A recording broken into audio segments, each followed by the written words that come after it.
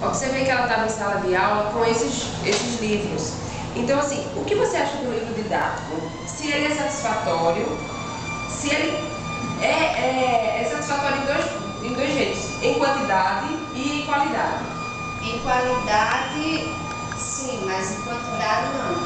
Por exemplo, no primeiro ano nós temos, todos os alunos tinham livro, mas no segundo ano eu tenho duas turmas de 40 alunos, aproximadamente 40 alunos, e eu hoje só disponho de 15 livros para trabalhar com essas duas turmas. Então o que eu faço? Dependendo do assunto, se for um assunto literário, né, ou gramatical mesmo, eu levo e a gente trabalha em duplas, porque aí 15 aproximadamente frequentam 30, então fica 30, então fica dois alunos com um único livro. E aí você pode perguntar para eles estudarem, para as avaliações. Aí eu aconselho sempre e oriento eles a fazer as anotações deles, a não ficarem presos ao livro didático, a estar pesquisando e fazendo para que eles possam desenvolver. Agora, a pergunta mágica. Como você acha que deveria ser? Assim, para que você trabalhasse adequadamente, o que você precisaria? Se você pudesse sonhar. A escola do nosso sonho, né? A nossa primeira coisa que eu acho que precisa para Maragogi, para a escola do estado, é um espaço físico. E não depende mais da gente, porque nós já fizemos várias mobilizações, nem da direção da escola.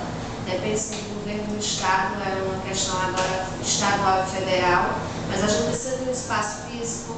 Nós já temos um laboratório de informática, temos um laboratório de ciências, mas aí perdemos outras oportunidades porque não temos um espaço físico.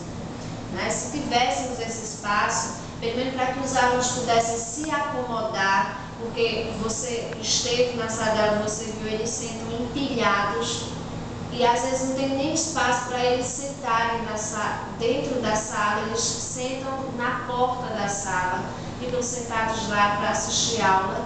Então, se nós tivéssemos pelo menos um espaço, não precisaremos nem tanto, lógico, que se tivéssemos seria muito bem-vindo. Mas eu acredito que material mesmo, se nós tivéssemos um espaço, um material, nós dávamos um jeito. Até porque eu considero que todo professor ele é mágico mesmo, e ele dá o seu jeitinho e transforma a sua aula. Eu conversei com a professora Marcira e eu também tive a oportunidade de assistir uma aula dela. E eu percebi o quanto é difícil trabalhar, porque a realidade é muito chocante, porque a sala é muito pequena, mesmo de não caber todos os alunos, de assistirem aula pela janela, de assistirem aula em corredor, o calor é absurdo e o material é muito precário, e todos empilhados em cima do outro.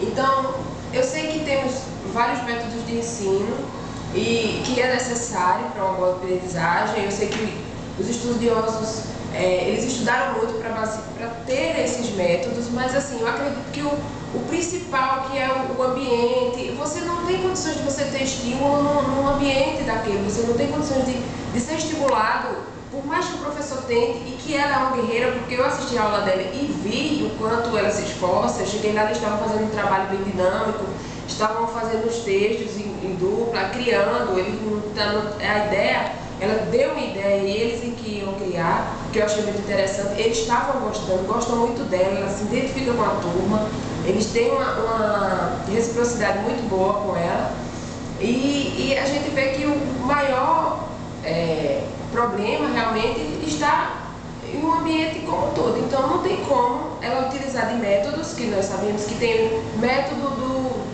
da múltipla escolha, método da inteligência múltipla, método do Piaget, mas não adianta, a realidade não é essa. A realidade da escola que Marcelo trabalha, por exemplo, que é a realidade de todas as escolas brasileiras, é uma realidade dura, é aquela realidade que o aluno está ali, mas a maioria eles não estão com a intenção de estudar. Eles estão ali porque eles precisam para que não seja cortada a Bolsa Renda, a Bolsa Escola, eles estão ali porque a mãe disse que ele tinha que ir, porque a sociedade diz que tem que ter o segundo grau, eles não têm a pretensão de estudar. Então, trabalhar, uma coisa que acredito que é a base principal da educação é você querer, a vontade. Você não adianta você tentar ensinar uma pessoa que não tem essa vontade de aprender. E a gente observa que os alunos de hoje é complicado. Eu sei que se você for um professor que você conseguir conquistá-los, você consegue, já você 50% do seu trabalho está por ali. A criança ou o adolescente que não gosta do professor, que tem uma barreira com a matéria ou com o professor, é complicado de você. Qualquer método não, provavelmente não vai dar certo. Mas eu acho que o espaço físico da escola foi o que eu detectei de maior problema. E muito obrigada, Marcela, pela sua ajuda.